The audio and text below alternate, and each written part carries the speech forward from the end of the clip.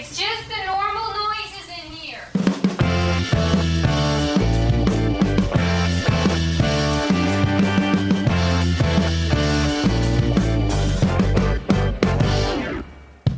This is Polyphonic Press, the podcast where two music fans pick a classic album completely at random. Using the patented random album generator, they are given an album to review from a curated list of over 1,000 classic releases, spanning multiple genres. And now onto the show. Here are your hosts, Jeremy Boyd and John Van Dyke.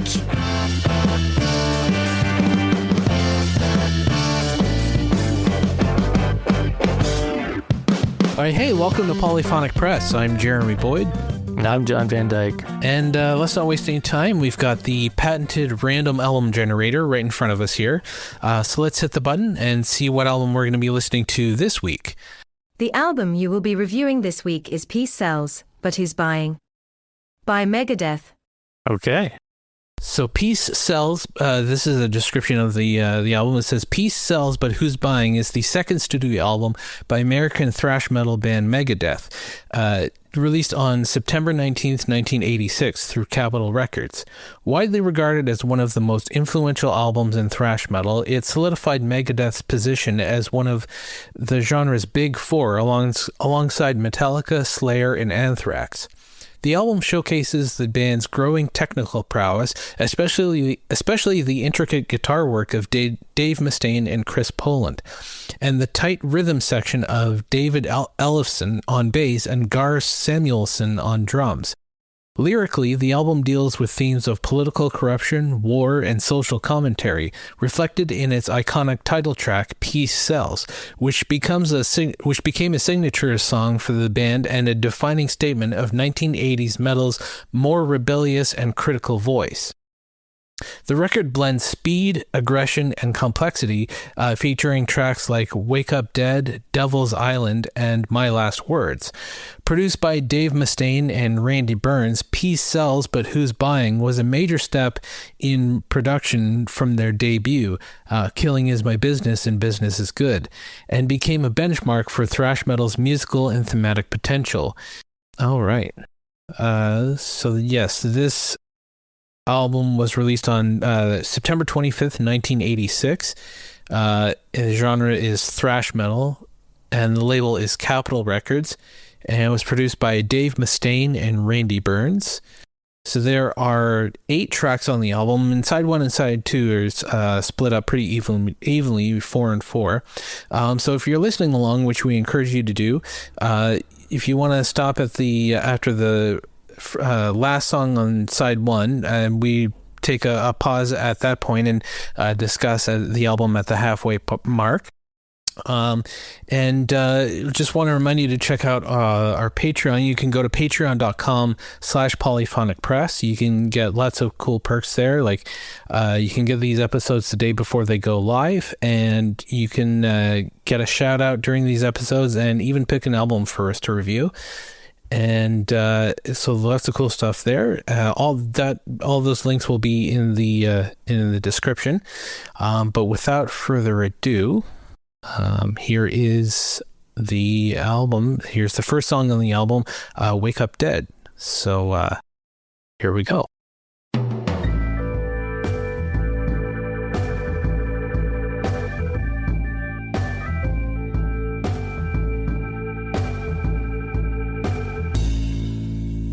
All right, and ending side 1 with Devil's Island.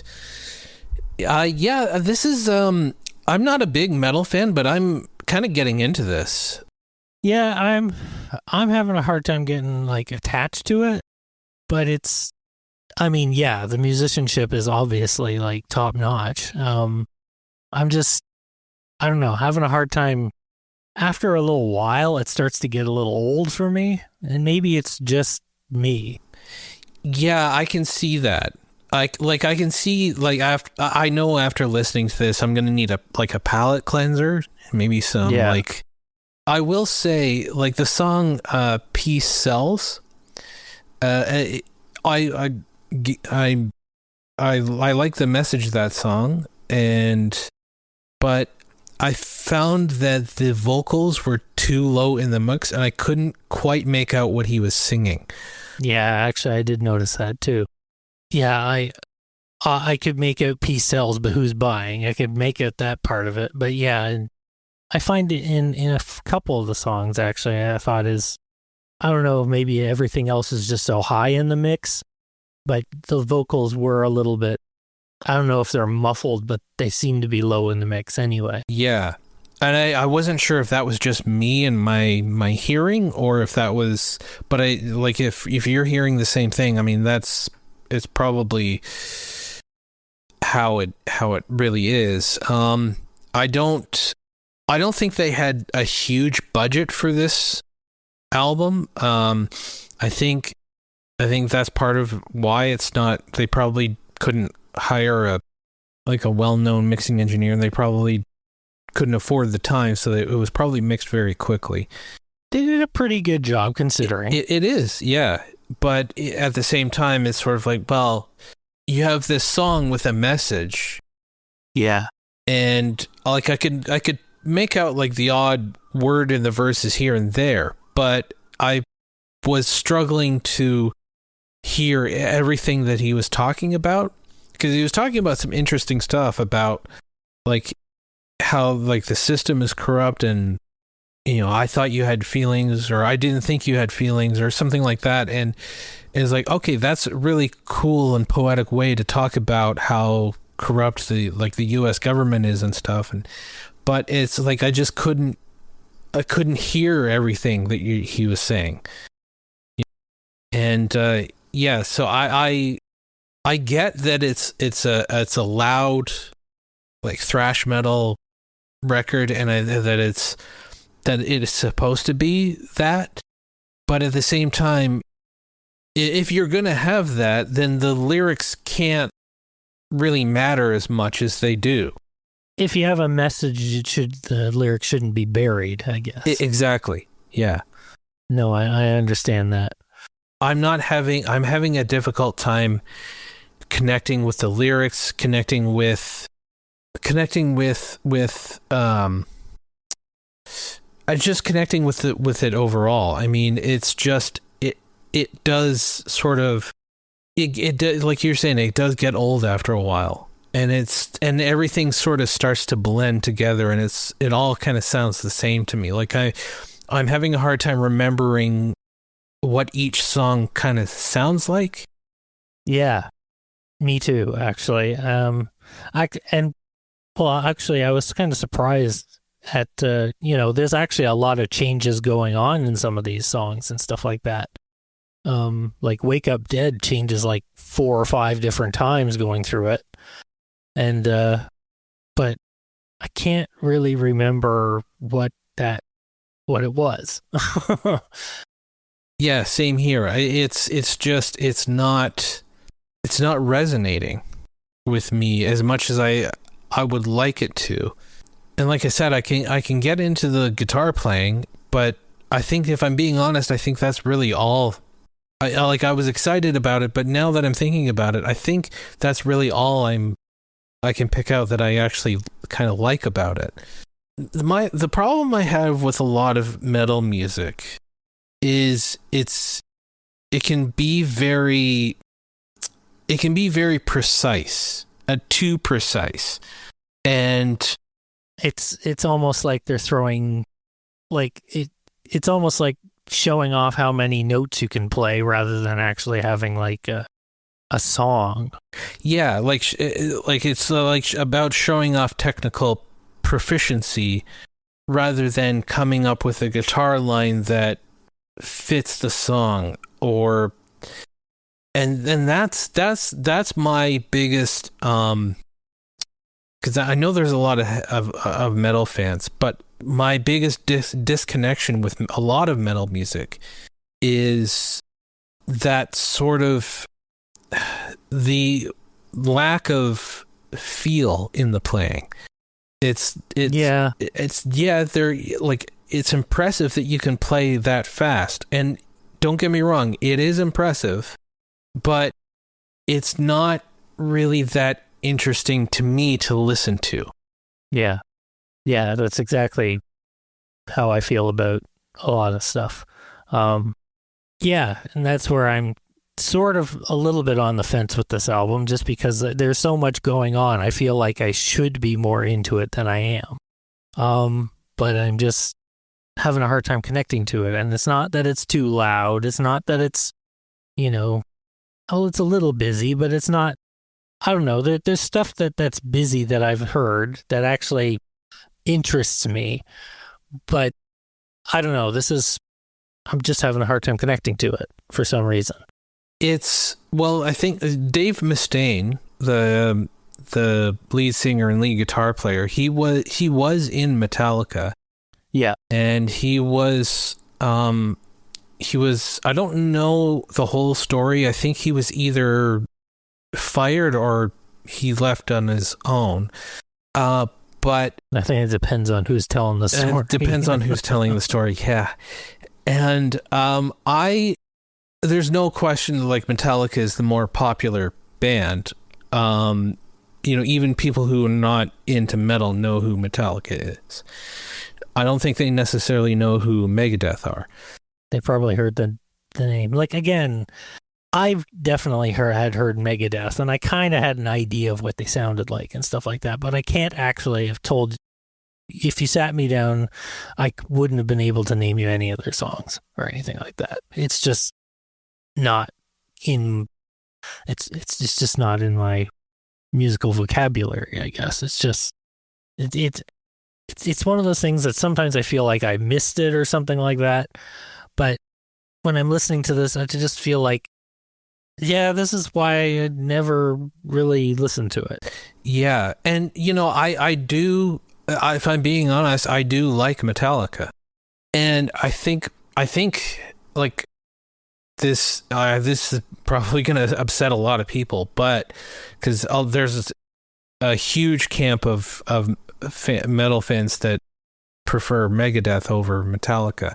So this might, in a lot of circles, this is blasphemy what I'm saying, but Kirk Hammett's guitar playing is more blues based than this, and that is more about choosing lines that fit the song. He can play fast, absolutely, and sometimes he's classically trained, isn't he? I don't know. I think most of Metallica are classically trained. I don't know. I don't think so. I had heard that somewhere. He might be. I honestly don't know. I honestly don't know much about them. I don't know much about their history. But what I do hear is he can play those fast guitar solos. But sometimes the song calls for something like that. Exactly. It's not every guitar solo he does that. It's not his only. He's not a one-trick pony. He's got a lot of other things up his sleeve. I know he's a big admirer of like Gary Moore and Peter Green. I mean, he bought their guitar. Yeah, he's got the 59 the Les Paul. Yeah. Yeah. Yeah, I know he's got a deep appreciation for that sort of stuff. And can actually hold his own against guys like that who had a lot of feeling in their playing. Yeah, and sort of the criticism about his playing is he uses a wah pedal too much.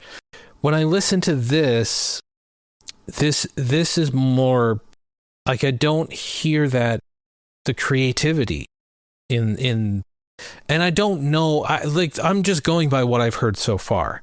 I'm just going by one half of one album. I don't know Dave Mustaine's whole catalog, and I don't know his later stuff and what he did. I'm just going by what I've heard so far. But what I've heard so far is not that interesting to listen to. It's loud. And like I said, my favorite part of the whole thing isn't even the lead. It's the rhythm guitar. Yeah, the rhythm guitar. And the rhythm guitar is the one thing I can sort of get into. I mean, I found myself tapping my foot and everything. But yeah, trying to actually connect with it is a little bit hard for me. Some music will find yourself, tapping your foot even though you hate it. sort of stuff. This, I don't hate it. I don't It's no. just- I don't hate it. I'm not saying I hate it. I don't hate it. I'm just having a hard time connecting with it. No, it takes a lot for me to hate music. yeah, something really has to be like, it has to be like something really stupid about it. It just really pisses you off for make me to hate it. Yeah, exactly. And there is stuff out there that does that. It's received. It's not badly received, but it's not like outstanding. Well, apparently this is the album that put Megadeth on the map. It did, yeah. But like Rolling Stone gives it 3 stars, which, you know, that's not bad, but it's not like, oh my God, this is one of the greatest albums of all time either. Yeah, most Kerrang gave it 3 stars, 3 out of 5 stars. So yeah, I think in retrospect, people have praised it a little more, but yeah, it's just, I don't know. It's not, I think it's one of those things that has a very specific audience too. Yeah, well, thrash metal and metal and thrash metal in particular, I've got like, you know, they're fans and they're hardcore fans, and I respect that. I mean, there is stuff to admire about music like this. It's just not for me. And as much as I try to articulate why I don't necessarily connect with it, is not, you know, a condemnation of it. It's just a critique. But I did manage to find a few interesting facts about the album. Okay. So the title track became an MTV staple without the band's permission. The opening bass line of Peace Sells was used by MTV News in the late 80s and early 90s. Ironically, MTV never asked Megadeth's permission at first, making it one of the most recognizable metal bass lines ever, even to people who didn't listen to metal. Yeah, I did notice that bass line. It was actually a pretty good intro. Yeah. On that song. Yeah, it really is. But that's interesting. Yeah, get permission, folks. But I think it kind of worked out in their favor. It did. The album almost didn't get made due to financial issues. There you go. Yeah. During the recording, Megadeth was struggling financially. They were still dealing with drug issues and living in poverty. Dave Mustaine has talked about being evicted and eating mustard sandwiches. The band's early success came despite these heavy struggles. So yeah, they were really, really lucky that the album got made at all. And they're lucky it did as well as it did, too. And, you know, I mean, even though this isn't my thing, an album like this and with musicianship as good as it is, they shouldn't be living in poverty like that. But then again, I don't think anybody should be living in poverty like that. But anyway, it's just it good for them for doing something that yanks them out of the dregs. Exactly. The album, it was recorded with a jazz-influenced rhythm section. Both drummer Gar Samuelson and guitarist Chris Poland came from jazz fusion backgrounds, which gave the album a uniquely technical and swinging edge compared to other thrash albums of the time. Their influence is particularly noticeable in the complex time changes and solo sections. Okay. Yeah, I kind of noticed that, but it's that's part of what I was sort of noticing with like all the different changes going on in the album, and but it still feels like it should be more interesting to me than it is. But that is interesting that they actually came from like jazz fusion backgrounds. That's really interesting. It helped secure Megadeth's major label deal. Megadeth's debut was released on the small label Combat Records, but the success of that album caught the attention of Capitol Records, who bought the rights to Peace Sells mid-production and gave it a larger budget and distribution push. So Capitol Records, they were in the middle of recording this album when they got their deal for Capitol Records. in the middle of recording the deal or recording the album. I thought it was in the middle of producing the album or something like that. No, I guess it was mid production and gave it a larger budget. Yeah, interesting. Yeah, I guess being there was. It's funny. I think this was 86. So when you think about like Capitol Records, that is interesting because at the time, like the hair metal stuff would have been a lot bigger. But I guess it's interesting that they saw the potential in them. Well, metal was pretty big at the time. Metal had a pretty good go of it, even starting in the early 70s with like, there were a bunch of metal bands that started in the early 70s but were largely underground. But you had bands like Black Sabbath and Deep Purple who were kind of metal. Yeah. Led Zeppelin could be kind of metal. Sort of depends. Yeah, it wasn't until the late 70s where it really became like its own genre. Yeah. From the late 70s right up into metal never really went away. No, but its main popularity probably died around the early 90s or something like that. Yeah, I would say so. I mean its major popularity. The 80s was definitely the time for metal. Well, but then in the late 90s, you had bands like Korn and... Yeah, but that's like new metal. It was sort of like a revamp of it, and it had sort of like a rap edge to it. True. Yeah. So it was sort of meant to be a little bit... It's a different sort of thing. But the, bands like Metallica and I'm not 100% sure about Megadeth, but I think they were kept on going as well. Yeah, I think they're still going. Yeah, they're still going. Yeah. But a lot of these bands, they still get a huge following. Yeah. But they're not at their peak popularity, but they're still very popular. Yes, exactly. Because metal fans are hardcore that way. Yeah, they're very loyal. Yes. And then the last one is the cover art became iconic and political. The album cover, painted by Ed Repka, features Megadeth's mascot Vic Rattlehead as a skeletal real estate agent selling the United Nations building with the world in ruins behind him.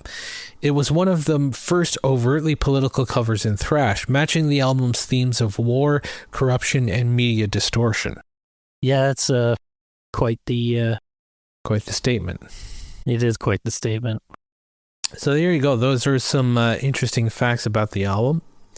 So I guess we'll get into side 2.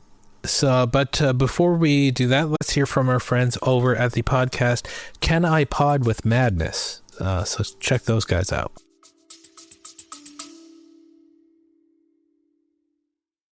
The podcast, Taking It Down, understands the working class person has a mind, can criticize, loves to think, knows there is more to a TV show and to a movie than first watch, yet may lack the time for more than just the show or the film. For what's worth your valuable time, Taking It Down begins each week with a non-spoiler section.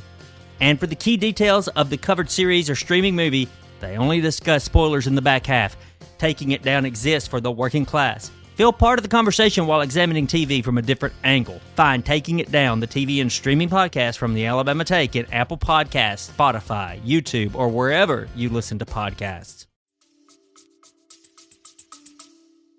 Can I Pod with Madness? What we will be doing is looking through vintage Kerrang and Metal Hammer, all from late 80s. I remember when someone lent me Somewhere in Time, and by that time I'd heard Marillion and I'd heard Def Leppard, I heard Bon Jovi on the radio, and I thought I knew what heavy metal was. But when this started, I thought, I don't know if I can take this. It was so harsh, it was so metal. I thought, I think this is going to be too much for me. But I persevered, I pushed through. Yeah. And I think if you tell most Maiden fans would probably think this is quite a soft album because it's got keyboards on it, or synth guitars or something. But yeah, for me, it was a shock to the system. I credit Alice Cooper with introducing me into type of music, because when I heard that, it was like, mind. Yeah, two friends over. I was like, listen to you, like, obviously this has blown my mind, so it's going to blow your mind too. This is going to be amazing. Played it to them, and then they went, do you like heavy metal? And I was like mortified, and I've never forgotten that, because she'd been like, yes, I fucking like heavy metal, kicked over the tape player and walked out of my own room. We'll now take a few seconds before we begin side 2. Thank you. Here's side 2. Okay, and ending the album with My Last Words. Yeah. That's an appropriate song for ending an album. Yeah, I'd say so. Yeah, to be honest, I know a common sort of thread throughout these podcasts is sometimes we're not really feeling it in the first side of the album, and then it picks up on the second side. But this time, for me, that didn't really happen. Well, I kind of liked Bad Omen, and I thought their cover of I Ain't Superstitious, I mean, sort of a cover, they rewrote the lyrics. Thought that was sort of interesting. Sort of an homage to Jeff Beck, I guess. Yeah, I guess they were sort of doing a version of his version. Yeah, he didn't write the song. But, yeah, I think it's a Willie Dixon song. Yeah, I think you're right, yeah. Yeah. But I can appreciate the musicianship in it, and I like some of what's going on. It's just somehow the whole is not connecting with me for some reason. I don't know. I feel very, I'm not even 100% sure what it is about it that doesn't connect with me. It's just not my thing. Maybe it's the production sound of the 80s or something like that. I found some of the acoustic guitar parts I didn't really like. Yeah, there was, it seemed like they put too much chorus on it or something. Yeah, a little too much chorus or compression or something like that on it, where it just seems a little too tinny. Yeah, very like mid-range sort of. Yeah, and I just was never much of a fan of that. I guess they did that to have that, super polished sound was very 1980s. And I've never connected with it. Yeah. And it doesn't matter what genre of music it is. It's just that was everywhere in the 80s. And it's weird because I can listen to like Vaporwave or something like that, but it's almost like they're throwing a little bit of dirt on the old. The sounds of the 80s is very, very like super polished up and everything like that. But the Vaporwave takes that sound and sort of distorts it a little bit, and that makes it more appealing to me somehow. Yeah, I know what you mean. I know what you mean. It's like everything was too clean. Yeah. And yeah, it is weird because like I think they realized it was too clean because production in the 90s was sort of stripped way back. Yeah. But yeah, I know what you mean about that effect that the acoustic guitars have. I wonder if in this case it was done to really distinguish it from the electric guitar. Well, it did do that. It did. It was effective in that way, but yeah, it might have been. I just prefer an acoustic guitar. I mean, you can do a lot of different things with it. You could even throw effects on it, and it doesn't bother me. Some effects, but when you really just make it that extra trebly sort of, I don't know. There's just something about that just I find a little grating. Yeah. Yeah, I know what you mean. I know what you mean. And again, I found that his voice, I don't know, like I know a lot of singers are not comfortable with their voices. Yeah. So I'm wondering if that's part of it, that he kind of wants to bury his voice a little bit. He's not a bad Maybe. singer. I mean, No, he's not actually that bad. He kind of reminds me of Bon Scott. yeah, a little bit. Yeah. So I'm wondering if that's maybe why he wants to bury the vocals. But again, I was reading the description of the album, and I kind of got a little excited because it's like, okay, this is like a political sort of thing, and criticizing like Reagan era politics and that sort of thing. But then when I heard it, it's like I get that you're singing about this stuff, but I can't hear what you're singing. Like, I can't hear it. And I mean that literally. I don't mean that it doesn't resonate with what you're saying, doesn't resonate with me. I literally can't hear what you're saying. No, it's true. Even on like some songs where I suspected what they were singing wasn't particularly political or even, I mean, a lot of these songs, well, there's only 2 out of 8 songs that aren't explicit on it, apparently. I've only made out a couple of times where it was explicit. And even then, it really, I don't know, the occasional F word never offended me or anything like that. But I don't know, if anything got more explicit than that in there, I didn't hear it or understand it. So honestly, he could have been singing the Hokey Pokey and I wouldn't have heard it. Did you know actually recently the guy that wrote the Hokey Pokey died? Recently? Yeah. How old is the song? Well, it's not as old as you think. But there was some difficulty at the funeral because they had some trouble getting his body in the casket. They put his left foot in. You're right. Like the occasional swear word doesn't really. There's worse things. I mean, he's not talking about killing babies or something. I don't know. I can't hear it. That's the thing. Yeah, right. Exactly. Even the stuff that we've heard that doesn't necessarily resonate musically, like we can sort of get behind the message of it. I'm having a hard time all around connecting with this. So this might be a bit difficult, but what would be your three favorite songs on the album, 3 highlights? Well, the 3 that sort of, piqued my interest, I think. I think off the bat, I think Bad Omen was probably one of the better songs, I think.